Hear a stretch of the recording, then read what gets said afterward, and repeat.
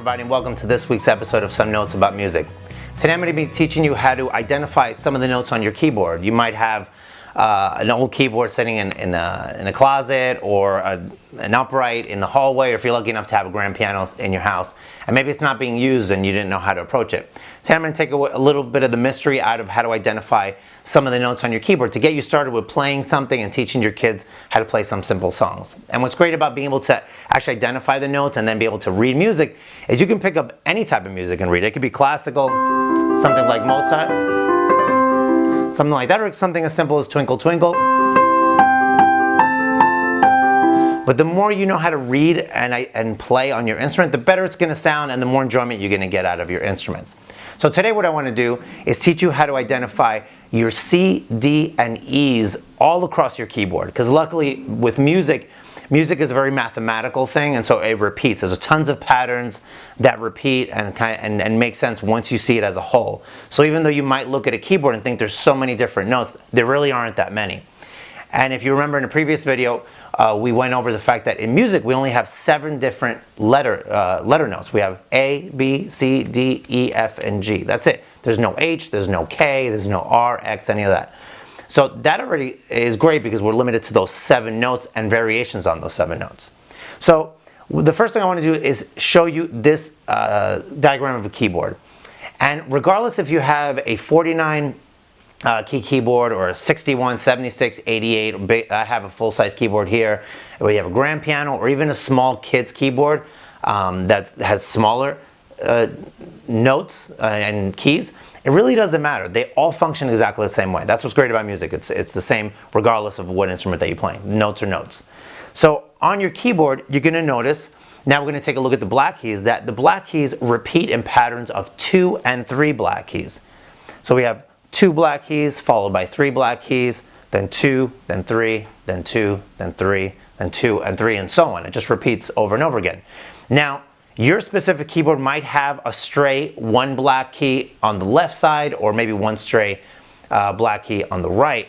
And I say stray only because it's kind of just sitting there by itself. So you might be thinking, well, I only have 1 there. We're going to ignore that one because that would actually be, if the keyboard were longer or shorter, the recurring pattern that would continue.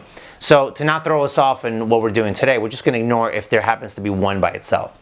But the first thing I like to make my students do is play the sets of 2 black keys. Actually physically play them, press them down. So we have on my keyboard all the way down here, we have 2 black keys, then I jump to the next set, 2 black keys, then 2. Remember, I'm always skipping the sets of 3. I'm just playing the 2s. So I like to physically feel what those feel like. And so now we're going to take any of those 2 sets of black keys, anyone. It could be in the middle of your piano, to the right, it really doesn't matter. They all function the same way. We're going to take a look at those 2 black keys. I'm going to play the ones closest to the center of my keyboard. If we look at the white key to the left of those 2 black keys, that is a C. And it's always a C. So if you play any other white key to the left of those 2 black keys on the keyboard, they're all C's. So now you can go all the way to the bottom of your piano, look for those 2 black keys, and play the C's.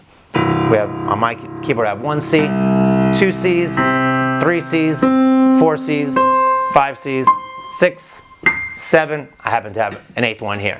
So my keyboard has 8 C's. So you might want to make a game out of it with your child or your student and ask how many C's are on our keyboard. It might be 4, it might be 5, it might be more or less.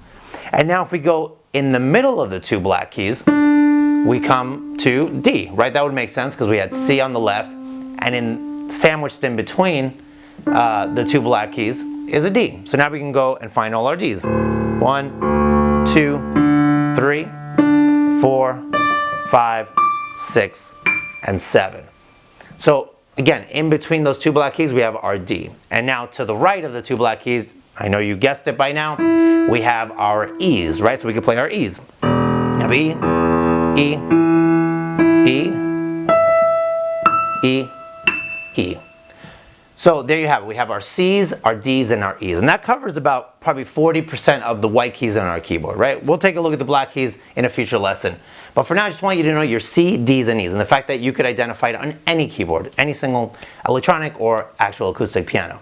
And now what I like to do for my students is to make sure that they can remember them. So I make them play those same 3 notes, saying them out loud, like this. So we go to the bottom and I say C, D, E, and we continue. C, D, E, and again, C, D, E, C, D, E, C, D, E. We have two more, C, D, E, and then finally C, D, E. Super easy, right? And that's what I love, especially about the piano, that it's so kind of visually laid out in front of you. And not all instruments have that. For instance, like a violin or even the fretboard on a guitar, it kind of looks all black and there's just frets. But on the piano, it's visually pleasing and kind of easy to see in front of you. So with those three notes, C, D, E, we can play a nice simple version of Mary Had a Little Lamb that you can do with your kids. And I've included the PDF below so you can play along. And it's very simple, it goes like this. Little lamb, little lamb, little lamb, Mary had a little lamb whose fleece was white as snow. Super easy, three notes. Who would have thought, right? You could play an entire song with just three notes. So I hope that's encouraging to get started. In case you're waiting to get formal lessons or get your kid into some school, really, you can sit down and learn together. Music is that kind of approachable and easy. If you just take it a little step at a time, and I always encourage families to play together. You know, if your child learns something, or if you learn something, you share it together, you sing together, you can each get excited about what you're going to learn next. And so music becomes this wonderful interactive thing that is just amazing. I see it in so many families where I'll be teaching the son or the daughter, and then I'll encourage them to show their parents what they're doing, and then all of a sudden the parents are interested in playing, and so they wind up playing as a family. And it's just kind of the sweetest thing to see an entire family sharing music. And so again, I hope that's encouraging to get started. Be sure to leave us any questions or any other topics that you want me to cover in the future episodes. I'll be covering all types of aspects of playing the piano and the guitar, or the xylophone, just different instruments, just to kind of take the mystery out of music and again, how wonderful it is. Stay tuned for our question and answer in the next section. Don't forget, if you want one of your questions answered on one of the episodes, be sure to comment on our YouTube videos or on our Instagram account. And today we have Court Van Gogh asks, what is the easiest instrument to learn music for a total beginner? I don't know if there's a perfect instrument, but I'm a little biased because I started on piano and then went to guitar, and I still think they're wonderful instruments to get started on. There's nothing wrong with starting on just about any instrument. However, that I'll say is what I do like about starting on the piano specifically, as I think I mentioned it earlier in the video, is that visually it's very easy to understand. It's easy to understand how chords work. If I'm playing, let's say, a C chord, and you have to explain to a student that it's every other note, visually you could actually see that the C, E, G of a chord skips. So it's C, then you skip the D, you play the E, skip the F, and go to G. So it's just kind of visually easy to understand.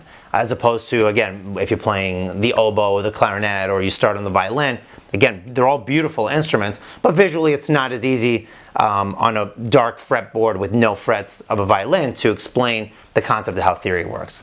I also find that the piano and the guitar specifically are very rewarding. The learning curve is kind of easy at first, where you learn a lot quickly and you get instant kind of gratification. I don't like using that word, but where you play a chord and it already sounds like something beautiful. Again, something like the violin, it takes a long time to get a nice, beautiful sound out of it.